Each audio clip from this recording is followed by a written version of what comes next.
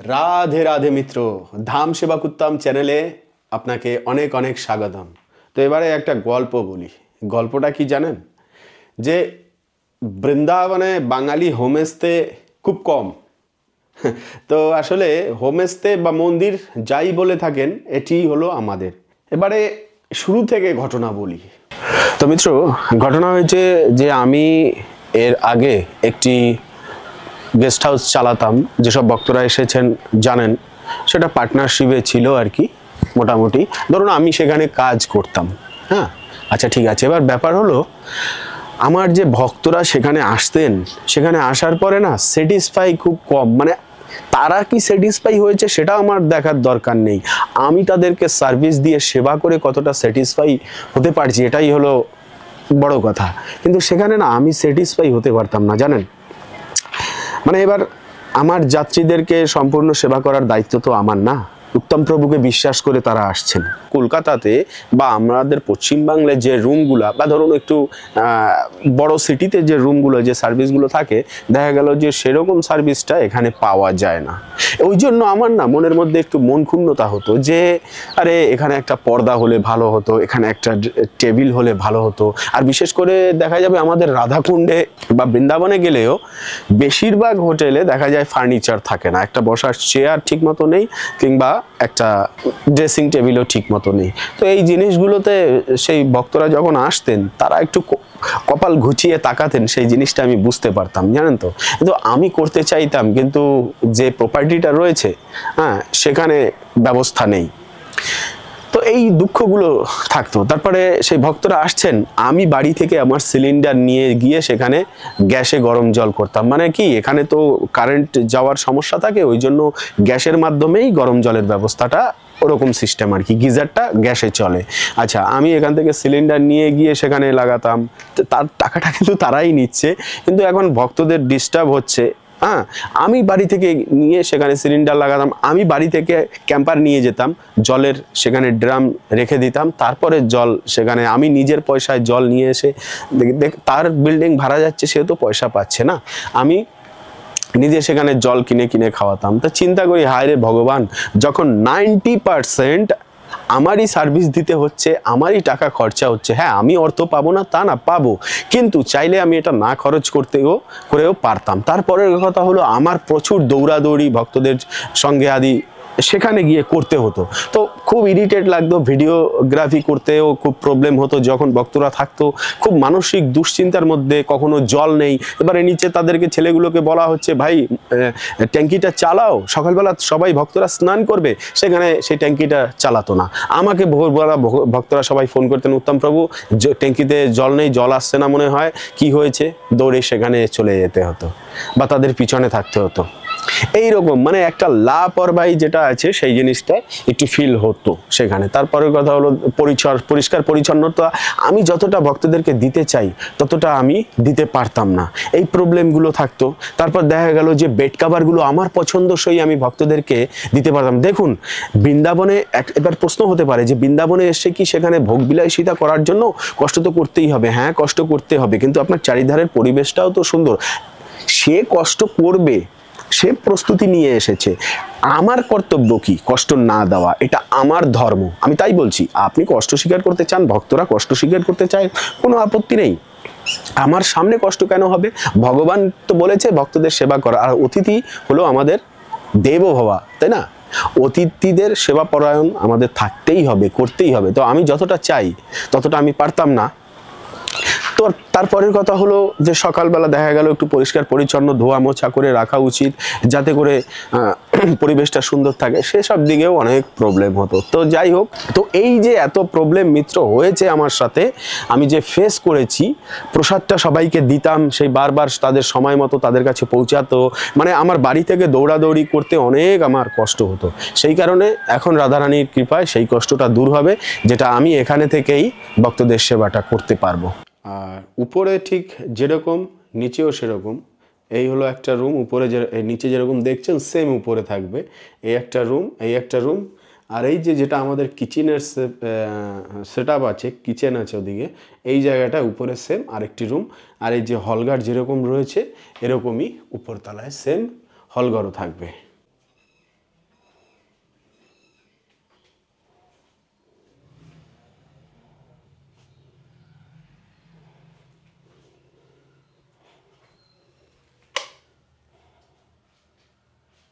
তো চলুন এবারে দেখিয়ে দিই মানে আমাদের কাজ কতটা হয়েছে আর কি। এ হলো আমাদের সিঁড়িঘর। সিঁড়িঘরের অবস্থা খুবই এখন শোচনীয়, কেন কি কাজ চলছে যেহেতু সিঁড়িটায় মার্বেল লাগবে। আর এটা হলো এন্ট্রেন্স, এখান থেকে ভক্তরা আসবেন আর তারপরে এই সিঁড়ি বেয়ে উপরে দোতলায় উঠে যেতে হবে। তো আলো কিছুটা আছে, কিছুটা কম আছে, তো যাই হোক সেভাবেই দর্শন করতে হবে। আমি একটুখানি লাইট জ্বালিয়ে দিচ্ছি যতটা দেখা যায় আর কি। এই অবধি হলো কাজ। এই ঢুকলেন, এরপরে এই যে নিচে যেরকম বলেছিলাম এটি হলো হলঘর, এই হলো হলঘর। আর এপাশে একটি রুম রয়েছে। হ্যাঁ, সবচাইতে বড় প্লাস পয়েন্ট যে রুমে আপনি জানলা পেয়ে যাচ্ছেন। একদম ফুরফুর করে হাওয়া ঢুকবে, প্লাস এই দেখুন ব্যালকনি প্লাস কিচেনের জায়গা এই যে ছোটো মতো আছে, 2-3 জন আরামসে এখানে রান্নাবান্না করে প্রসাদ পাওয়া যাবে। এ হলো ছোট্ট ব্যালকনি, টাইলস ফাইলস রং টং লাগলে পরে খুব সুন্দর লাগবে। আর এখান থেকে সম্পূর্ণ ব্রজধাম দেখতে পাবেন, তাই না? মাঠে চাষ হবে কিন্তু হাওয়া কিন্তু অফুরন্ত হাওয়া পাওয়া যায় এখান থেকে। এই যে রাধাকুণ্ড দেখা যাচ্ছে একদম সোজা, এখান থেকে তাকিয়ে পড়লে রাধাকুণ্ড আদি সব দেখা যায়। তো যাই হোক, আচ্ছা এবারে দেখুন ভক্তরা যে প্রসাদ পাওয়ার যে জায়গাটা, যেখানে বসে প্রসাদ পাবেন, এখানে টেবিল লাগানো থাকবে, এখানে বসে প্রসাদ পেতে পারবেন আরামসে।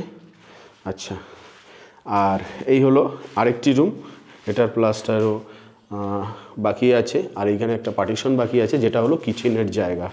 হ্যাঁ, এই যে ব্যালকনি প্লাস এই হলো কিচেনের জায়গা, এখানে দোয়াপালা টেবিল আদি সব কিছু রান্নাবান্না সব কিছু করা যাবে। প্রায় 4 ফুট মতো আছে চওড়া, আর এই বড় 4 ফুটের একটা জানলা পেয়ে যাচ্ছেন। আর এপাশে হলো লম্বা এটা হলো বাথরুম, এটাও 4 ফুট বাই প্রায় 7 ফুটের বাথরুম রয়েছে। হ্যাঁ, আর এই হলো আপনার রুম, ঠিক আছে। আচ্ছা এবারে দেখিয়ে দিই সবচাইতে বড় রুম যেটা, সেটা হলো এটা। প্রতিটাই কিন্তু আপনি ব্যালকনি প্লাস জানলা কিচেন সব পাচ্ছেন। কেউ ব্যবহার করলে করবে, নয়তো করবে না। উপরে পর্দা লাগানো থাকবে, ওখান থেকে যেটা খোলা থাকবে সব সময় তা নয়। এই হলো দ্বিতীয় রুম, আর এটার হলো প্রতিটা রুমে অ্যাটাচ বাথরুম, আর এটা হলো এই অ্যাটাচ বাথরুম। কাজ চলছে, হ্যাঁ, প্লাস্টার হয়ে গিয়েছে, ব্যাস 1 মাস হয়তো আর লাগবে টাইম, তার ভিতরে আশা করি অন্ততপক্ষে 1-2টো রুম রেডি করব। তো এই হলো এই অবধি কাজ ভক্তদের জন্য। যে আশাটা আমার ছিল যে ভক্তরা এসে যেন আমার বাড়িতেই, রাধারানীর এই বাড়িতে আর কি থাকতে পারেন।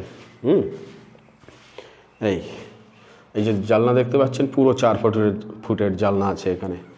আর এই হলো এই জানলা, এই ব্যালকনির মাথায় এখানে হলো রান্নাবান্না করার সিস্টেম। হ্যাঁ, আর এই যে ভিউ এখান থেকে। তো যাই হোক, এরপরে হলো যে কাপড় চোপড় কোথায় শুকা দেবো, কোথায় যাবো কি। হ্যাঁ, ছাদেও গেলে পরে কিন্তু একটা অসাধারণ ভিউ পাওয়া যাবে। হ্যাঁ, কোনো সমস্যা নেই, ছাদেও নিয়ে যাচ্ছি, দেখিয়ে দিচ্ছি। এই একটা মাত্র সিঁড়ি বেয়ে সার্কেল টাইপের সিঁড়ির স্টাইল রয়েছে। একদম, হ্যাঁ, উপরে একটা রুমের আপাতত বাথরুমটা উপরে রয়েছে, তারও পার্সোনাল বাথরুম। সেটা হলো এটা হলো একটি ছোট রুম আছে, ছোট বলতে 2 জন থাকার মতো, সেই রুমটার বাথরুম উপরতলায় করে দিয়েছি। আর এ হলো ছাদের উপর থেকে সম্পূর্ণ ব্রজধামের ভিউ। বোঝা যাচ্ছে, খুব সুন্দর। বিকেলবেলা দর্শন করে এসে বা রাত্রিবেলা একটু বসলেন, হ্যাঁ, বসে তারপরে এখানে আপনি ভগবানের নাম স্মরণ করলেন, বেশ। হ্যাঁ, এ হলো ছাদের পরিবেশ। এখন তো একটু এলোমেলো, সব রং টং হয়ে একদম পরিপাটি হয়ে যাবে, প্লাস্টার হয়ে। এই যে সামনে থেকে আমাদের কলোনির ভিউটা হলো আর এই যে বিল্ডিংটা দেখতে পাচ্ছেন, এই বিল্ডিংটা হলো আমার নয়ন দাদার বিল্ডিং। তো মোটামুটি আমাদের যে নিচতলায় রুম আছে হলো 3টে। তো 3টে রুমে 3 4 12 নয়, 12 থেকে 2 বাদে 10 জনের গ্রুপ যদি হয়, কোনো অসুবিধে হবে না। আর এই উপরে যে আছে ছাদে আমি 3 তলা আর করতে চাই না, কেন কি অনেকে বেয়ে উপরে উঠতে চায় না, সমস্যা হয় বয়স্ক মাতাজিরা থাকলে, তাদের জন্য এই উপরে লাস্টে 2টো রুম করা হবে। কিন্তু এই রুম দুটোই সবচেয়ে সুন্দর হবে রাধারানীর কৃপায়। হ্যাঁ, কেন কি আলো বাতাস খুব থাকবে, একটা উঠোনের মতো জায়গা পাওয়া যাবে, একটা যেন নিজেদের বাড়ির মতো। এখানে একটা 2টো রুম, কিন্তু এটার বাথরুম এটা শেয়ার হবে, আর ওপাশে আর একটা বাথরুম করে দেওয়া হবে, এই প্ল্যান আছে। বাকি ছাদ এই অবধি রাখবো। এই হলো ভক্তদের জন্য তৈরি হচ্ছে। এই যে নয়ন দাদার যে বিল্ডিং আছে, এটা অনেক বড় গ্রুপদের জন্য। আমাদেরই কলোনিতে এটা আপনার 8খানা রুম, প্রায় 4 32 জন। হ্যাঁ, যদি একসাথে আসে তাও কোনো সমস্যা হবে না। আমি মন্দিরের নাম দেব না, জানেন, এটি আমি হোমস্টেই নাম দেব। কিন্তু হোমস্টের আগে রাধা এবং কৃষ্ণ তো অবশ্যই থাকবে। খুব সুন্দর একটি নামের সহিত এটি করব হোমস্টে। আর মন্দির তো রয়েছে। মন্দির বোঝাতে গেলে সবাই মনে করে যেন সব কিছু ফ্রি, কিন্তু বৃন্দাবনে এই কলিযুগে ফ্রি কিছু হয় না। একটা মন্দিরের খরচা লাখো লাখো প্রতি মাসে, ভাবতে পারবেন না এত খরচা আছে। তো সেটা কোথা দিয়ে আসে? হয় দান, নয়তো ওই রুম ভাড়া। প্রতিটা মন্দিরে গিয়েও রুম ভাড়ার কি প্রয়োজন? সব রুম তো ফ্রি করে দিতে পারে, তাই না? কিন্তু কেন করছে না? যেহেতু মন্দির চালাবার জন্য কেউ আর আগের মতো দান করে না। রাজারা আগের সময় মুনি ঋষির কুটিয়ায় কুটিয়ায় দান করে অন্ন বস্ত্র আদি পাঠিয়ে দিতেন, এখন আর সেটা দেয় না, কোনো সরকারও দেয় না। অতএব মন্দির নিজেকে নিজেরই চলতে হয়, তাই এই ব্যবস্থা। আমাকে যারা ভালোবাসেন তারা এবারে এসে আমার বাড়িতে থাকবে, আমি মনের মতো করে সব কিছু দিতে পারবো। আর রুমে রুমে জলের ক্যাম্পার থাকবে, যার যার পার্সোনাল। এটা আমার স্বপ্ন ছিল, সবার ড্রেসিং টেবিল থাকবে, সবার বেড সুন্দর থাকবে। কেন জানেন তো? দেখেন, এটা কলিযুগ, একদম বৈরাগ্য, উদাস, বিরক্ত মুনি ঋষিরা এখানে আসবেন না। যারা সাংসারিক আছেন তারাই বেশিরভাগ আসবেন, তো ছেলে পুলে বাচ্চা কাচ্চা বউ সবাইকে নিয়ে। তো তারা বাড়িতে যেভাবে থাকবে সে অন্যত্র গিয়েও সেভাবেই পাওয়ার চেষ্টা করবে, এটা স্বাভাবিক। আমি আমার সেবা করে চেষ্টা করব সেই প্রবলেমটা সলভ করার, এটাই প্রত্যাশা। আর সে কারণেই আসবে। এই যে বৃন্দাবনে এত বিল্ডিং, এত ধর্মশালা প্রয়োজন ছিল, মানুষ চায় দেখেই তো সবাই এগুলো করছে, তাই না? তাই এটা নিন্দার চোখে দেখবেন না মিত্র, এটা একদমই মানুষের প্রয়োজন আছে, ভক্তদের প্রয়োজন আছে। এই বিলাসিতা এত কিছু, এই ভোগের বস্তু তৈরি করে দিয়েছে কিসের জন্য? ভগবান এই ভক্তদের জন্যই তো দিয়েছেন। তো তাদের ভগবানের দেওয়া জিনিসই তাদেরকে আমি দিতে যাচ্ছি, তাতে সমস্যা কি? যত দেওয়া যায় ততই ভালো।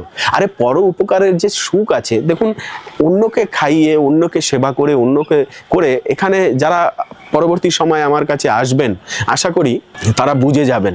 যদিও তারপরে ত্রুটি থাকে, তাহলে সেটা আমার কমজোরি, আমি শিরোধার্য করে নেব যে এটা আমার মধ্যে এই প্রবলেম হচ্ছে। এবারে আরেকটা প্রশ্ন থাকতে পারে, প্রভু তাহলে খরচ কত হতে পারে বৃন্দাবনে আমরা যদি যাই, আপনার বাড়িতে যদি যাই? সেটা দেখুন, এখন অবধি সিদ্ধান্ত নেইনি। আমি একটা কস্ট হিসাব করব। দেখুন, ফ্রিতে তো আর কিছুই পাওয়া যায় না। যদি বলেন প্রভু আপনি তো সমাজ সেবা করতে পারেন, ফ্রিতে সব কিছু দিতে পারেন, না, সেটি পারবো না। কেন জানেন? এই টাকাটা 5টা মানুষের কাছ থেকে নেওয়া হয়েছে, তাদেরকে পরিশোধ করতে হবে, তাই না? তাদেরকে দিতে হবে। যখন আপনি যে পয়সাটা বাইরে খরচ করছেন, সেই পয়সাটা আমাদের গোবিন্দ সেবায়ও লাগছে, হ্যাঁ, প্লাস সেটা অন্য ভক্তদের কাছেও যাচ্ছে। তো যাই হোক, সেই কথা হলো পরের। মনোভাবটা কি মানুষের সেবা করার কিনা, সেটাই হলো বড় কথা। এখানে হাজারো বৃন্দাবনে মন্দির রয়েছে। দেখা গেল একটা ভক্তের থাকা খাওয়া ঘোরা নিয়ে পার ডে 1000 টাকা 1200 টাকা এটা খরচা হয়ে যায়। তো সেরকমই একটা বাজেট মোটামুটি ধরে রাখুন। হ্যাঁ, পরবর্তীতে আমরা সেটাকে হিসাব নিকাশ করে দেখব যে কীরকম হয় রুম সিস্টেম বা মান্থলি ভাড়া সিস্টেম, সেটাও চলবে। এমনি পার ডেতে থাকতে চাইলে সেটাও চলবে। মোটামুটি সব কিছুই আপডেট দিতে থাকবো। কিন্তু এখন বর্তমানে আপডেট দিয়ে রাখলাম, যেহেতু আগামীতে আগস্ট মাস থেকে আশা করি চালু করার ইচ্ছে আছে। সেই কারণেই আগে থেকে আপডেট দিচ্ছি যে এবারে ডাইরেক্ট আর কোথাও যাওয়ার দরকার নেই। আমাদের কলোনিতে একদম গিরিরাজ পরিক্রমা যে আছে, সেই পরিক্রমা মার্গেই রাধাকুণ্ড, শ্যামকুণ্ড, গিরি গোবর্ধনের একদম সংলগ্নই এই কলোনি। তো সব কিছু ফোনে অবশ্যই আলোচনা হবে, যেহেতু নাম্বার দিয়ে দিয়েছি। তো যাই হোক মিত্র, জানিয়ে রাখলাম, আপনারা আসবেন, ফোন করবেন, বিস্তারিত কথা হবে। আজকের এই ভিডিওটি ছিল এই অবধি। পরবর্তী ভিডিওতে আবার দেখা হবে, কথা হবে। সে অবধি ভালো থাকবেন, সুস্থ থাকবেন। রাধে রাধে।